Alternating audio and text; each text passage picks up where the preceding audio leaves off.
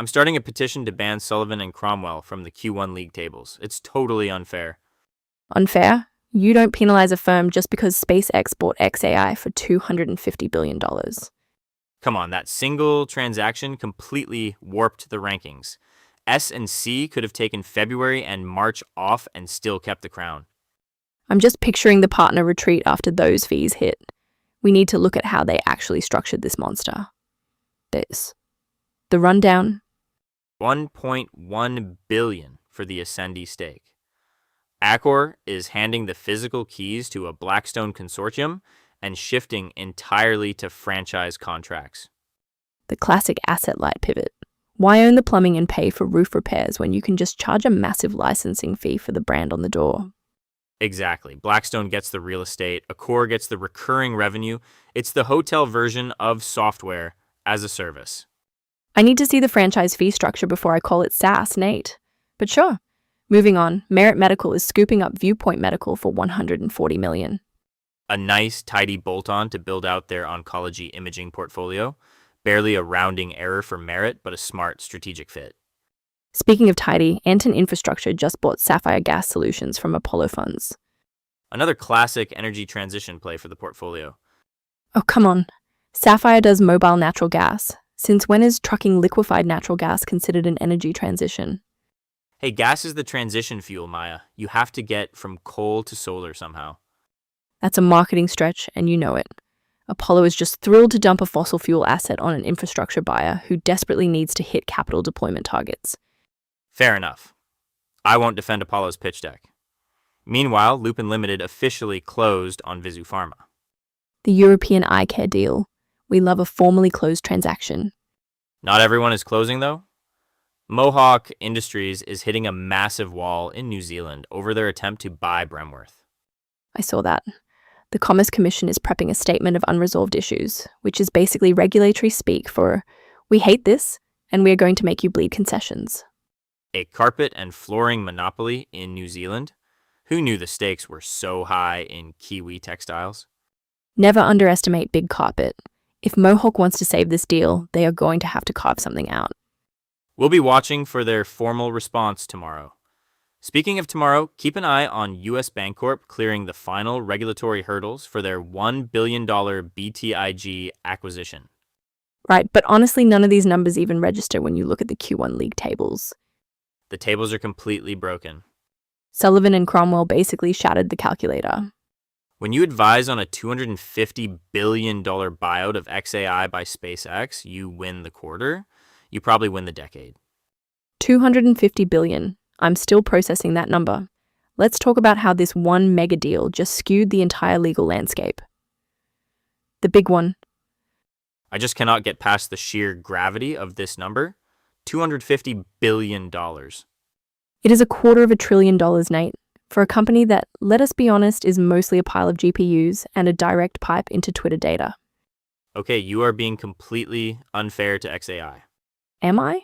Show me the cash flow that justifies a $250 billion price tag. Because I read the press release 3 times, I check the footnotes, and all I see is a massive internal wealth transfer masquerading as a synergistic merger. Look, put your skeptical journalist hat down for a second and look at the empire building here. SpaceX needs massive localized compute for Starlink routing and autonomous orbital navigation. xAI needs the capital and the infrastructure. Bringing them under one single roof, it is the ultimate vertical integration play. Vertical integration? Oh, come on. They are literally just consolidating Elon's cap tables. You and I both know this is about moving money from the cash cow to fund the AI arms race.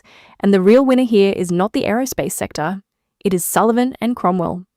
Oh, absolutely. The Q1 league tables are basically just a framed picture of an S and C partner buying a private island.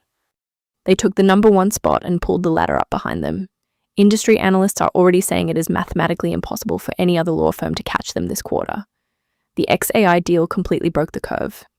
My old managing director used to say, sometimes you hunt deer and sometimes a whale just jumps directly into your boat. S and C got the whale. And they did not even need to pitch that hard given their deep history with the Musk ecosystem. Which makes it even wilder. They also advised on Masimo's $9.9 billion tie-up with Danaher this quarter. In any normal Q1, a $10 billion healthcare deal is your absolute crown jewel. You put that on page 1 of the brochure. Today, it is literally a footnote. A rounding error. If I am Danaher, I am almost offended I am not getting more attention. Right? But seriously, Nate, you cannot look at a $250 billion valuation for an AI startup that is barely out of its infancy and tell me we are not in a massive bubble. It is not a bubble if the currency is private stock and the buyer is already the most valuable private company on earth. It is just bespoke financial engineering. Yes, that was the most banker sentence I have ever said. I hate myself a little bit right now. I was going to say, you need an intervention. We need to wash your mouth out with soap. But fine, let us assume the bespoke financial engineering holds up. They still have to get this past regulators. Which is never a sure thing these days. Speaking of regulators ruining the fun, we need to talk about what is happening down in New Zealand, because Mohawk Industries is finding out the hard way that the Commerce Commission does not mess around. Voices. I just love this quote going around this morning. Analysts are complaining that the SpaceX buyout of xAI completely broke the Q1 league tables.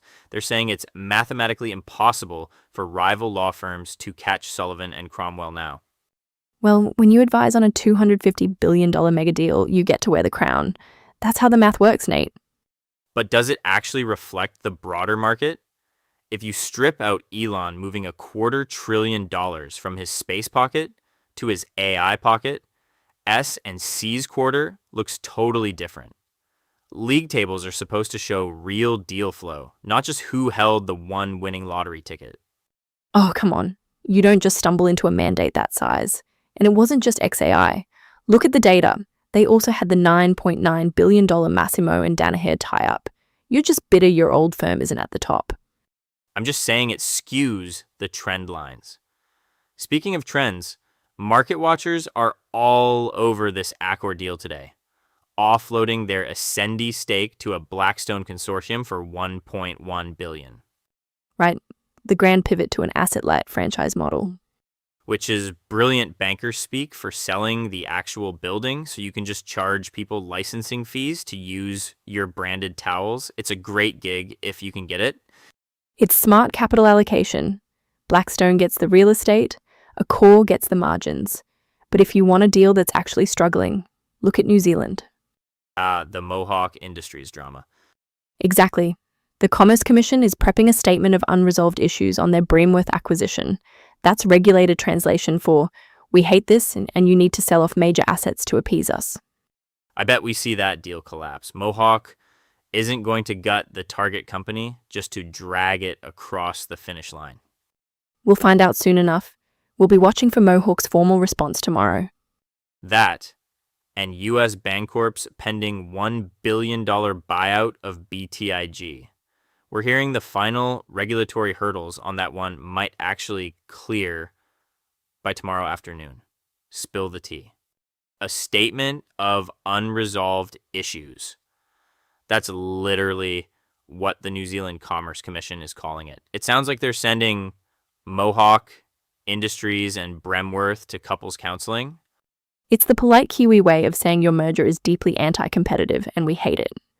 Oh, come on. It's just a leverage play. Mohawk will divest a couple of rug factories, offer some minor pricing concessions, and the regulators will rubber stamp it. You're severely underestimating the antitrust mood right now. A statement of unresolved issues usually means the gap is way too wide for a quick fix. I'm betting this deal actually collapses by next month. The market share overlap in their filings is brutal. I'll take that bet. But speaking of brutal, can we talk about the Q1 league tables? Sullivan and Cromwell just completely humiliated every other law firm on the street. Well, it helps when your anchor transaction is SpaceX buying xAI for $250 billion. $250 billion to buy a company from yourself. Elon's basically moving his wallet from his left pocket to his right pocket, and S and C gets to claim the crown jewel of the quarter. It's the ultimate banker fantasy.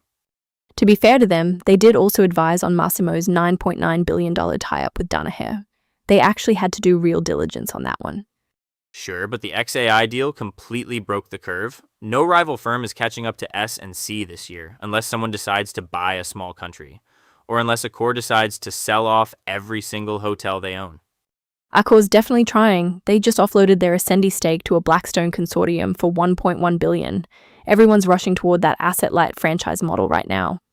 Why own the building when you can just charge someone else for the branding? It's a beautiful grift. It's capital efficiency, Nate, not a grift. But we'll see if the regulators let any more of these massive deals through. Speaking of hurdles, we need to look at US Bancorp trying to close their $1 billion BTIG acquisition tomorrow. Tomorrow's radar. I'm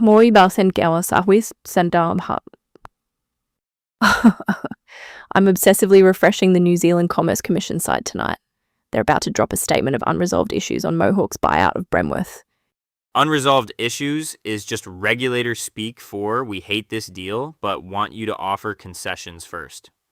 Or it means the deal is dead.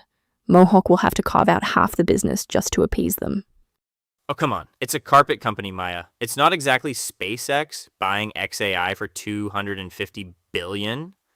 Which single-handedly handed Sullivan and Cromwell the Q1 league tables, by the way.